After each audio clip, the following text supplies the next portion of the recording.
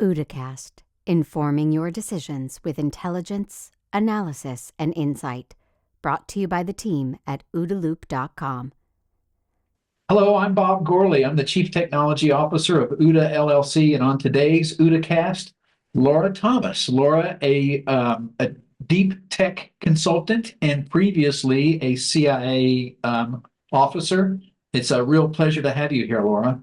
Thank you, Bob. It's a pleasure to be here. You know, I want to get into so much of the deep tech stuff you're working on now and your background in the agency. But before getting into that, I wanted to start with your foundational story and how you got attracted to national security and how you got your start. Sure. I come from a very small town, rural North Carolina, and my parents, they were very service-oriented people, and also, quite patriotic. So the idea of going to do something at CIA, it checked a lot of boxes for me. It was considered to be a noble profession back then. I certainly think that it still is, but I know that public opinion has started to shift a little bit.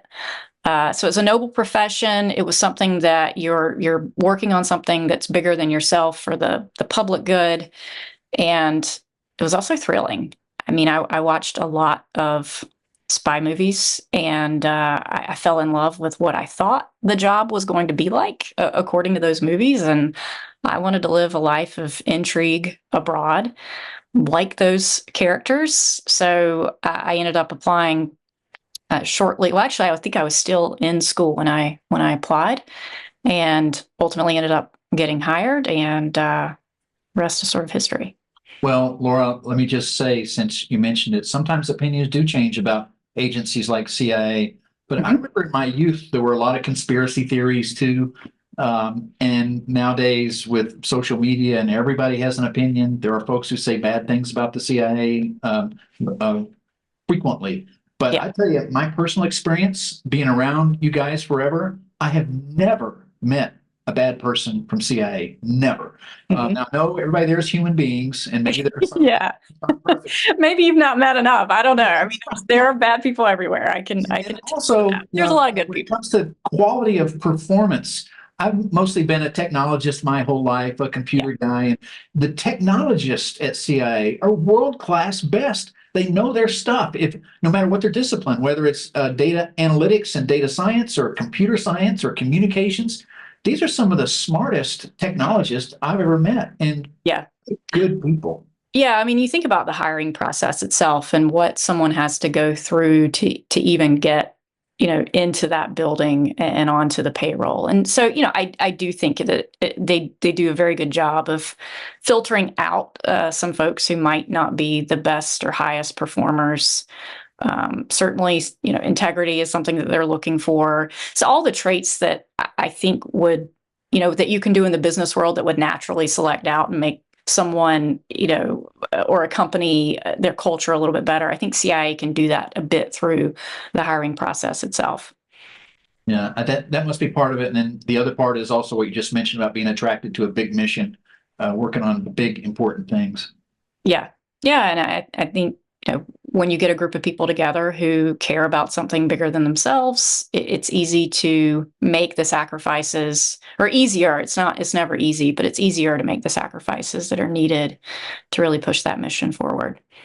And Laura, what can you tell us about your career while you were in the agency? Sure. I was a case officer. So I was the person that was out on the streets late at night, trying to recruit spies. We don't really call them spies. We would call them assets or sources. But essentially, they're people who are providing information that's very sensitive on their own governments or their own groups. Say, for example, if it were a terrorist group, and we're handling them in a secure way to keep them safe, to keep them in place so they continue the reporting stream. And when we collect that information from these individuals, we have to be very careful that the way we write up the reports and the way we convey it doesn't necessarily point to the source, but also conveys the information as accurately as possible without our own biases or assessments in the data. And we're really just putting all of that information up on a platter and saying, here you go, analyst, for example, you can pulled together all the different pieces, what do you assess is happening in the world based upon this raw reporting? Ultimately, that goes to policymakers, President of the United States, for example, as they're thinking through what policy decisions that they want to do. Now, whether or not policymakers want to hear some of that information or have already decided on their preferred course of action, that's a very different story. Right. So fascinating. And one thing I'd love to hear from you about is how a career doing that has impacted your decision making today. And I know there's so many aspects of decision making are studied and taught at CIA, and your field time must have given you a lot of experience with making decisions in a world where there's lots of ambiguity and uncertainty and conflicting information. And was wondering if you could tell us a bit about how you think and how you deal with uncertainty and ambiguous information. Yeah, I think there is so much to be said on this topic. So I'll try to keep it brief. The first step is being able to think about your own thinking. That's actually very hard to do because we human nature is what it is, and all of us walk through the world with giant blinders on because that's how we survive. And to even begin to think about our own thinking is really the first step. And, when you're in a situation where the person you're meeting very well could have a bomb on them, they could, be trying to set you up, blow you up. It is important that you think through all the different types of scenarios. We call it a what if scenario where you think through every possible outcome. Now, that can be very taxing. That can slow you down at the same time. So you're always balancing thorough decision-making with speed. And there is no easy formula. I wish, I could say that my time at CIA training and at CIA, I walked away with some easy formula. There's not. There is a little bit of intuition that has to go into it, but also don't fool yourself with what you think is intuition, but really it's just bias. So I think the best way to do that, at least that I've found personally, is to, especially now in the business world, invite critique. And I tell everyone who works with me or for me, you have an obligation to disagree with me. If you're not disagreeing with me, then I'm going to, and I outright say it, I will lose respect for you. And I love people who disagree. And you can disagree politely. It doesn't mean you're constantly canning someone as a person or every, opinion or thought that they have. But I think that healthy debate is just so critical. And a lot of us think that we invite it, but we don't really invite it. And putting the guardrails around you when you first step into a position and you first are meeting with the folks who you're going to be working with, telling them that framework, disagree with me. I want to hear it. Here's how I would like to hear it. Here are sort of the parameters around it. And don't hold them back because you're only holding yourself back when you do that. Yeah. There's a lot to digest there, and I wish I could disagree with you so you would know. Yeah. But great point about thinking about how you think and understanding how you comprehend, and great point about seeking input from others, including people who may work for you and may be intimidated by the fact that you're the boss, and you need to be open to criticism. Anything else about decision making that you learned at CIA? What about, you mentioned bias. How do you seek out your own biases to make sure that you're thinking as well as possible? You have to look for disconfirming evidence. I mean, we're naturally going to form a view on something, and we're going to walk into any given situation with what we think is the case, and often we will filter everything that we take in to support that preconceived notion. So you really have to be active about seeking disconfirming evidence to your opinion. So say you're an investor and you're looking at investing in a deep tech company. You're going to meet with the founders, and if they're good, salespeople, you're going to walk away from that first slide deck and that first meeting being super excited about that company. Well, that's not really going to do you or perhaps your LPs a great service because you're going to be so excited. And everything you sort of read about since then, you're going to be biased to filter it in terms of, I really liked this founder. I really liked the technology. So you got to go out and you got to find the disconfirming evidence. And you have to set up questions in a way of third parties where they feel like they can give you that information and that you're not judging their answer. So, I did that certainly at CIA, and I do it now in my private sector career as well. Yeah, it sounds like a great tip, frankly, especially as you mentioned in the venture capital world. If you're doing a seed investment or a larger investment, you put money into a company, you believe it's going to be great. Yeah. That's going to be your anchoring bias. It's absolutely. And look, then that's not to say that you shouldn't bet on founders, because there are some founders, and even if the technology is maybe not where I think it should be, maybe that's the person that I want to place a bet on. And I think it's very similar at CIA when you're recruiting sources, and there's this inbound and outbound with sources. I mean, at CIA, you're going out and you're trying to find the people to recruit, and you could compare that if you're in venture to, you're going out and you're trying to find those founders. You're looking at deal flow, but you're also getting inbound. So CIA is certainly getting a lot of people who are clamoring, please let me work for you. And some of those can be really, really good. A lot of those they're going to be either nuts and people you don't want to meet with. They're going to be malicious actors, people you absolutely shouldn't meet with because you may never do a meeting again. And then you're going to get a lot of people who, so-so, maybe sounds good, would take up a lot of your time and provide okay information, but not great information. And because when you're doing that, then you're not going and chasing after the really great nuggets of information. I think there's so many parallels to the venture world. Are there other parallels you've seen? I can't think of an analog to a case officer in corporate America, but is there such a thing? Are there people that do similar things in the corporate world? People try to fit case officers in certain boxes. And I think some people say, well, they're BD, they're business development, because a case officer was out influencing others, persuading them to essentially spy and provide secrets. And, that's true. But I think that pigeonholes a case officer, unfortunately, because a case officer does the full cycle. You're figuring out what we should even know. You're going out and you're identifying who would have that information. You're actually talking and making the first contact with that person. You're selling that person. So then you're closing the deal like in sales. Then you're handling the relationship like a customer relationship. And then you're taking all of that input and you're figuring out, now what do we need to know and where should we go from here? So I think it's much more akin to a strategy type role at a company. But, you can't limit things to strategy either, because a lot of people, they fall in love with the word strategy, and strategies are great, but they mean nothing if you don't know how to implement and actually do.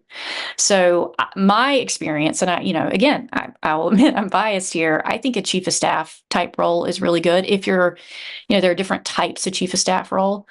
The one where you're really actively helping inform sort of the company, the way forward. You're reaching through the entire organization, and you're getting raw feedback from people that are closest on the ground to whatever product or service it is that you're offering.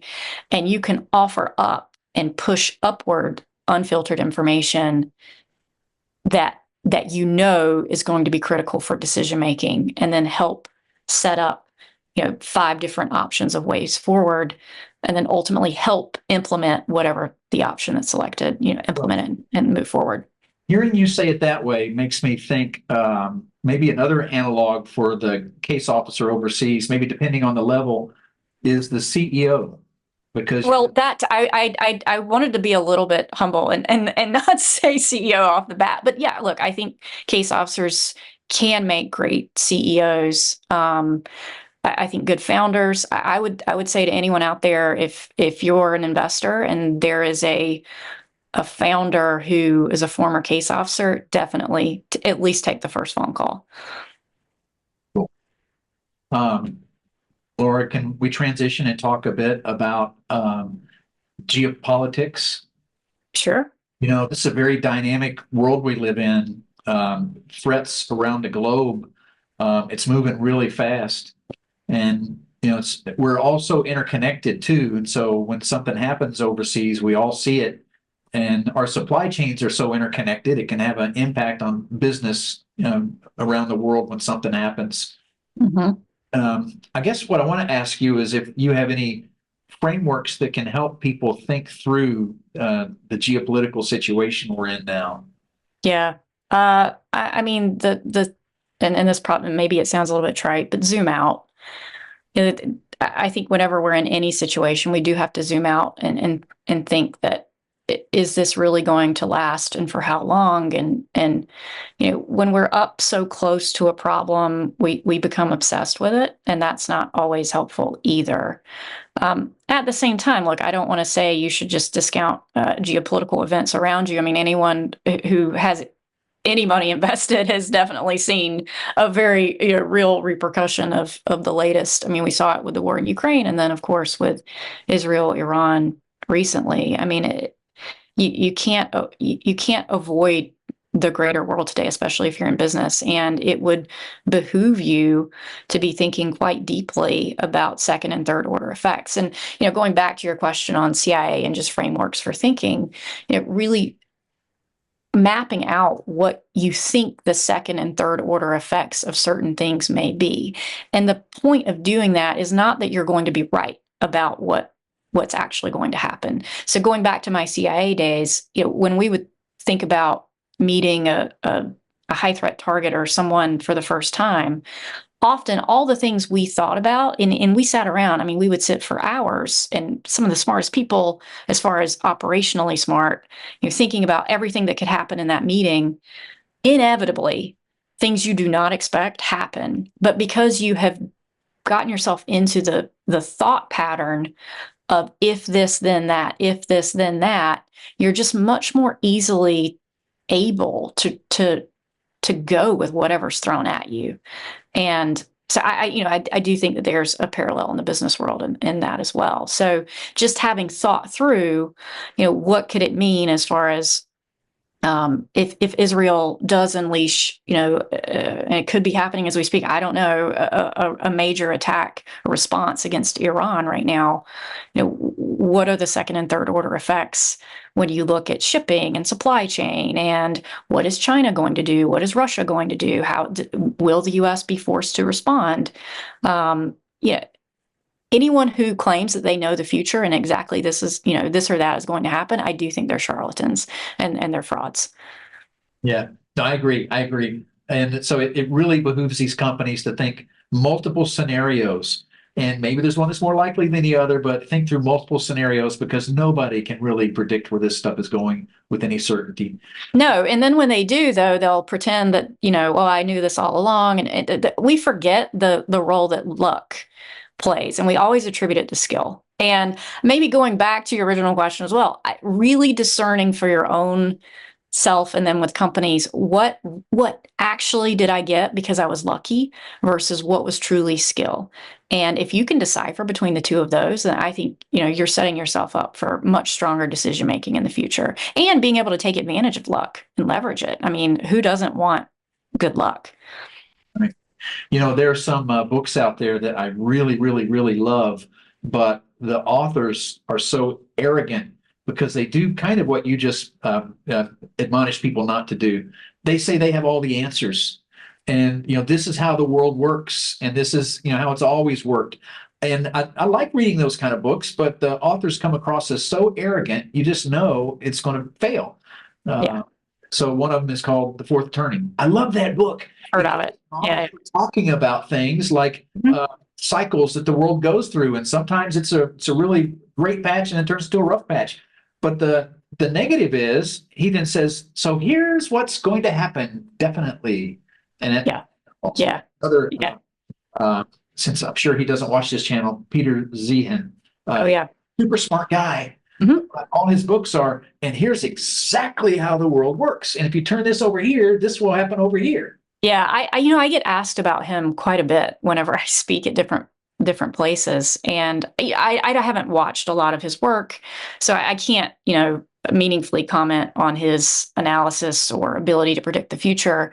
But I did read and watched one of his latest analyses on quantum computing, and he was really off on that, having been very deeply in the quantum industry. So that just makes me question, well, if he's really off on that, what is he off about?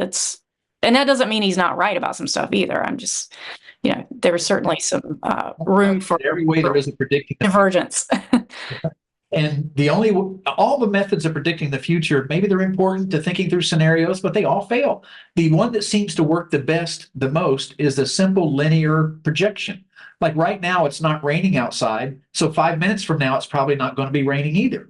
Or, the Soviet Union has always existed, so it always will exist. Or the Berlin Wall has always been up, so it always will be up. And so the linear projections fail miserably. Yeah. Yeah. I mean, look, there is I wish there were an easy formula. If so, I would probably be a much wealthier person at this point, at least in terms of money. Cool. Hey, so let's transition and talk a bit about deep tech, if that's okay. Sure. I have seen your recent career. You've been working with some really cool deep tech companies. Mm-hmm. Excuse me. What is it that attracted you to the deep tech sector? Well, it's hard. I mean, that's the shortest answer I can give you. It's really hard. And perhaps you go back and you look at my time at CIA, it's really hard to recruit a great source at the senior most levels of an adversarial government. I like working on things that are hard. I like working on things that are meaningful. And software is great. DoorDash is wonderful. I don't want to go out and help create the next food delivery app. I want to work on something that's going to be truly a platform shift type technology that's going to be, the new hardware, the systems that we build on in the future. And so that's why I chose deep tech. But I also have to, not run into the same things I've already been talking about. Some of it's also luck. I knew a person who knew a person who said, hey, I know a senior executive at a quantum company. Maybe you should have a chat. So, there's sort of two stories there. The story that I do like working on hard things, but it just happened to be so that I was connected to a former CEO at one of the quantum companies. Cool. So a little bit of serendipity. Yeah, I'll take serendipity whenever I can. Cool. So what now excites you about deep tech? What should we know about the deep tech stuff you've been working with? Well, so there are two areas that I'm working on right now. Quantum is one, and I mean, quantum. I think that in the U.S., and maybe this is globally too, we're under this impression that, quantum is always going to be 20 years out, and it's so far away. And look, I'll be super honest. Yeah, breaking encryption, I do think that's pretty far out. But there are a lot of other aspects of quantum that are already in the here and now, and quantum sensors are one example of that. Quantum computing also, though, is making dramatic leap forwards. Like it's incredible to watch some of the stuff that's coming out now in quantum computing. And, to think that we could get to a place where we're doing quantum chemistry simulations over the next 10 years, I don't think that that's fanciful, hyper optimistic best case scenario thinking anymore. And that would be a major game changer for the world and for the good of the world. Also, it's a double-edged sword. Anytime you have a technology like this, it can be used for bad too. I do think we have to think about our adversaries, specifically China, in the quantum realm. So quantum attracts me because I think it will be sort of the underpinning of the next technological revolution that the world sees. Other than that, fusion energy. I'm working with a company, it's called Fuse, doing fusion. And I mean, the country and the company that's first to fusion, I mean, this is like super high stakes. I mean, you think about, this is a $40 trillion $40 trillion industry. I mean, it's just sort of mind blowing when you think about the numbers around it. But what I like about certain companies on the deep tech side is not when they're only a science experiment, but when they're very clear things that you can do along the way, milestones that are revenue generating, that actually builds a business and builds business muscle, not just a moonshot long-term project that is akin to working in a national lab. So I've specifically identified companies that I think have those nearer term to midterm revenue potentials and core technology that helps that self-funding cycle to eventually get to the moonshot goal. Both of those excite me a lot. And one thing that I've been trying to do personally with quantum is find ways to express the bizarre world of quantum scale things in plain English. Yeah, it's hard. It's really hard. So I've been saying things to grab attention like atoms are not real. And people are like, what do you mean atoms are not real? Yeah. That's how chemistry works and how biology works and what matter. There's a whole periodic table. But actually at the quantum level, it's really strange. Yeah. And I think it's so hard to understand. I worry that trying to explain this stuff to CEOs is going to be tough. Yeah. Well, ultimately what it's going to take is when you start having groundbreaking, results that come off of larger and larger, more powerful systems, quantum computers, for example, that show the trend line of, okay, this is where we are now. So reasonably, if the current trend and rate of progression holds, in 5 years we'll be at this point, in 10 years we'll be at this point, and here are the applications that it can unlock, and from a very real sort of, and that means you can do new materials design. And if you were to talk to a major CEO of a company, like, okay, so you mean you could design new materials to create lighter weight aircraft that don't require fuel or whatever it is, that starts to get people's attention. And I think we're just on the cusp of that. But you do have to be careful in the quantum space because people have been saying, oh, we're just on the cusp for so long. And for the longest time, there was a big focus on what they call NISQ era quantum computers. Now there is a shift towards error correction, meaning you really have to build the really big, hard computer before you're going to see true practical results in the real world. But what I'm saying is a lot of the risk in doing that has already been knocked down. And it's not as much of a science project anymore as it is engineering. And now you'll also hear companies say that way too often. Oh, it's just an engineering challenge. There are still some science challenges almost anytime someone says that to you, but the rate at which it becomes more and more of an engineering challenge is really exciting. Yeah. Well, I like the way you put all that because you spoke plain English. That's very understandable. And I think that is the way we have to talk to CEOs and others. Yeah. Now, about nuclear, it's been a lot of exciting developments there in fission and fusion. In the fission area, for 70 years, it's been the same design of nuclear plants until these small modular reactors came along. And there's now 2 of those that have been approved by the Nuclear Regulatory Commission. And that makes me hopeful that maybe there'll be a resurgence of nuclear power. And another thing that makes me hopeful is I just noticed Microsoft has named a VP of nuclear power. Oh, really? Okay, yeah. I'll have to go look up that person. I'll send you her LinkedIn profile. I want to get her on the OODAcast. You must. I can imagine she probably gets some hate mail too, just that title. Because there's so many people are against nuclear for I think some legitimate reasons, but mostly illegitimate reasons and things that have sort of we've evolved past or worked our way past from a safety standpoint. But yeah, look, I think this is a field that's incredibly ripe for just amazing progress over the next 10 years. We always looked at nuclear and atomic sort of energy as a force for destruction. We kind of still associate it with the atomic bomb. But when you really think about it, this is a force for creation as well, especially when you think about fusion. And, there is a fission fusion hybrid concept as well that's out there. These are all things that if this is a nut that we can crack and the person to crack it, there's a lot of goodness there. But I do think that having, nearer term milestones and ways to take the technology and generate revenue along the way is critically important. Yeah. You remind me of something else. There's this guy, Josh Wolf from the VC firm Lux Capital. Yep. has been trying to help change people's vocabulary, and instead of call it nuclear energy, call it elemental energy. Yeah, maybe.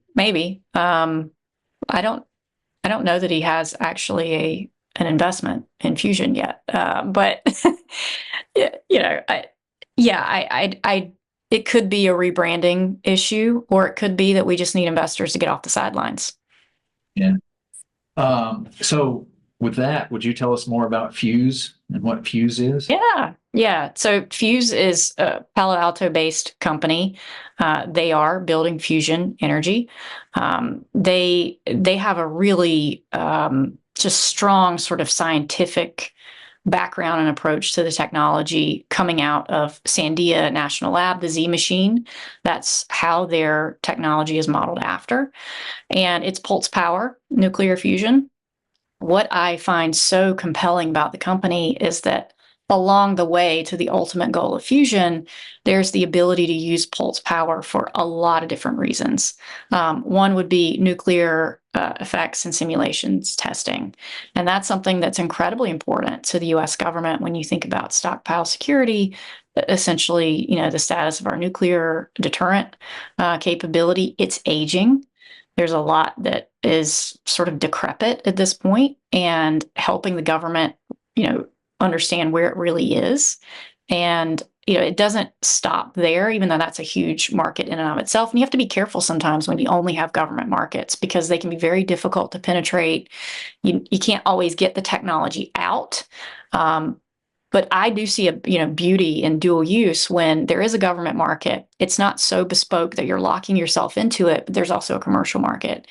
And when you think about all the different things that pulse power can do, specifically this type, when you're looking at radiation tolerance, what if you can shoot and measure, the radiation of something, when you're shooting different satellites in space, exactly at what point they're going to fail when they get to certain layers of space. And that's really important when you think about how much money we're spending on the space economy right now. So I think that there are so many different markets that one can build into, and Fuse has this opportunity where they can start to pick. And that's a good position to be in. And then the hard part in the strategy is, what do we do first? And then what do we do next? And I won't get into all of that, because maybe we'll leave that to the CEO of when he wants to talk about it. But it is very exciting. Can you explain more about what pulse power is? It's essentially taking different types of rays, so X-rays, gamma rays. You can funnel them. And look, if a physicist is listening to this, I know and I always tell this to my quantum folks too. Like, I'm not a physicist. I'm not here to tell you exactly the way that something works, but I can tell it in a very general and analogous way. You're basically taking a large shot of energy and you're shooting it out at something, and you're seeing how the device that it's shot at reacts to it. Got it. Cool.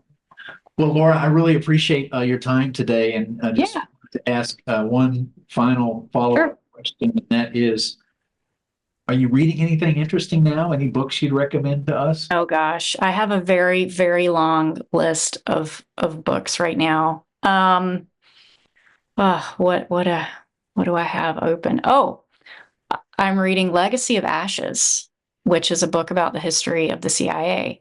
And it is not a flattering history in any sense of the term. So, I had a fulfilling and great career at the agency, certainly saw it for some of its mistakes and errors that happened while I was there, but also saw a lot of the good things that it did, and sort of contrast it to what I'm reading in this book.